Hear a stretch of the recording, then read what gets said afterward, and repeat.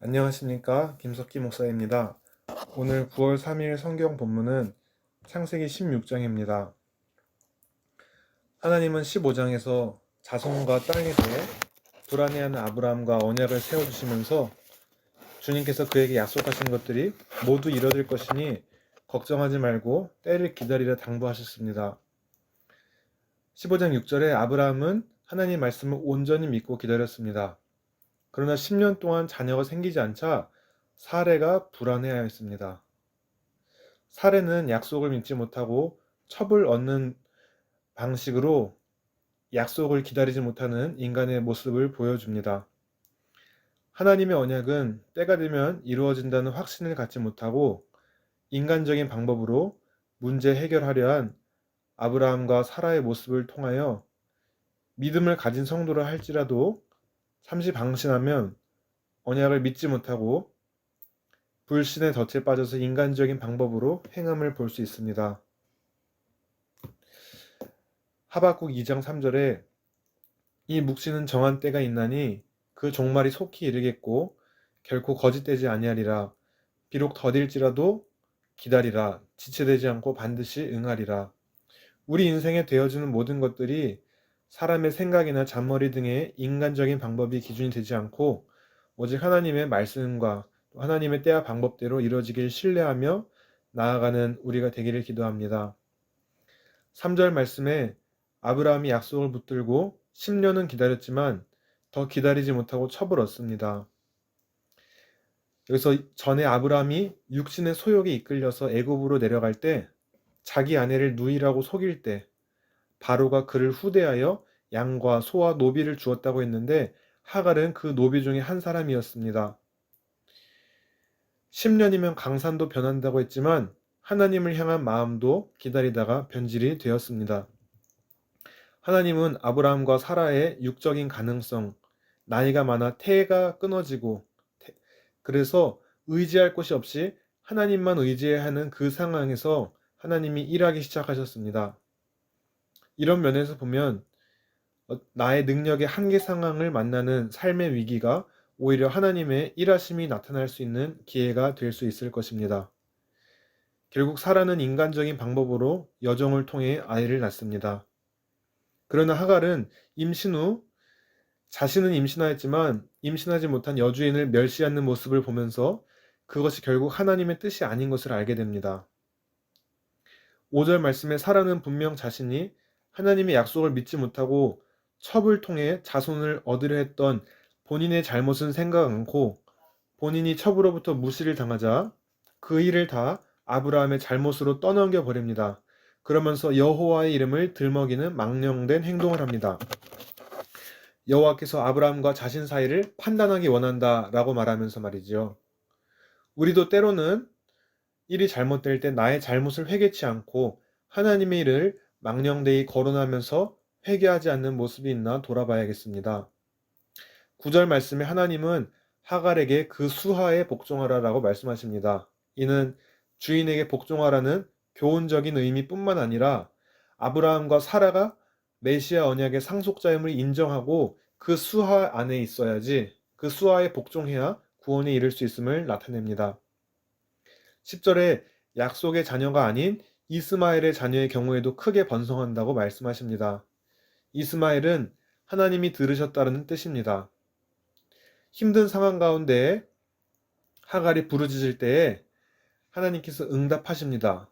그래서 그녀가 당장의 어려움에서 벗어났지만 결국 이스마엘의 후손들을 통해 약속의 자녀들을 대적하는 뱀의 후손이 나오게 됩니다. 우리가 번성하게 되어도 결국 그것을 통해 하나님을 대적하는 길이 된다면 그것은 축복이 아닐 수 있으니까 힘들 상황이더라도 우리가 구해야 할 것은 하나님의 뜻이 이루어지길 기도해야겠습니다. 하나님은 그러나 이러한 인간의 연약함까지도 큰 그림 안에서 당신의 구원 계획의 틀 안에 있음을 보게 됩니다. 예를 들어 바나바와 바울의 갈등으로 인해 분리되지만 그로 인한 선교의 확대, 가룟 유다의 배신으로 인한 그 악한 것을 통해서 예수님의 구원이 이루어지는 일 등이 있습니다. 우리는 그리스도인으로서 하나님의 언약 백성된 자로서 하나님의 구원의 완성은 이 육적 이스라엘이 예수님을 영접하는 것이고, 또 우리를 통해서 하나님의 언약 백성들로서 아직 하나님 나라에 거하지 않은 자들을 주께 돌아오게 돼야 될 줄 믿습니다. 결국 21장에 하갈에게서는 이스마엘이 이삭을 희롱하면서 언약의 불복종함으로 쫓겨남을 보게 됩니다. 12절에 이 이스마엘을 들나귀 같다라는 표현을 하는데, 들나귀는 힘이 세고 두려움이 없고 떼를 지어 다니며 짐승들 중에 가장 가축화하기 힘든 동물에 속합니다. 지금 이 아랍에 있는 이스마엘 후예들을 보면은 지하드라고 하면서 잘못된 교리를 가지고 두려움이 없습니다. 자살해도 두려움이 없어요. 잘못된 교리에. 예. 결국 그들은 자유롭게 사는 것처럼 보이지만 그 자유는 모든 사람들과 적대 관계를 형성하여 평생 원수로 살게 될 무절제한 자유임을 압니다. 이스마엘의 후손의 이 사건은 오늘날까지도 이스라엘과 아랍 등의 주변 나라들의 분쟁을 일으키는 예언적인 말씀이었던 것입니다. 하나님은 이삭과 이스마엘을 통해서 계시하고자 하는 바가 있습니다. 사도 바울은 비유로 이렇게 말씀합니다. 갈라디아서 4장 24절에 하나는 신의 산으로부터 종을 낳은 자니 곧 하갈이라 하고 율법에 비유하고, 사라를 가리켜서는 오직 위에 있는 예루살렘은 자유자니 곧 우리 어머니라 하고 복음에 비유합니다. 우리 어머니라는 것은 사라가 열국의 어머니가 되게 하리라는 창세기 말씀이 있기 때문입니다. 하갈은 육체를 따라 난 자녀이고 사라는 약속에 따라 난 것입니다. 갈라디아서 4장 31절에 그런즉 형제들아 우리는 여종의 자녀가 아니요 자유 있는 여자의 자녀니라. 아멘. 우리는 그리스도를 믿고 영접하여 자유 있는 주님의 자녀가 됨에 감사하시기 바랍니다. 13절에 하갈의 힘든 상황에서도 살피시는 하나님, 그 약속에 하나님이 약속의 자녀는 보살피지 않으시겠습니까? 하물며 언약 백성이 아닌 하갈까지도 살피시는데, 시편 11편 4절에 여호와께서는 그의 성전에 계시고 여호와의 보좌는 하늘에 있으며 그의 눈이 인생을 통촉하시고 그의 안목이 그들을 감찰하시도다.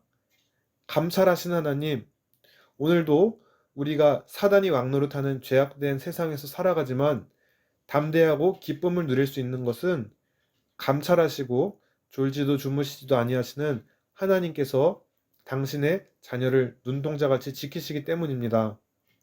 결국 아브라함은 이스마엘을 낳고 13년의 공백 기간 후에 약속의 자녀 이삭을 낳습니다.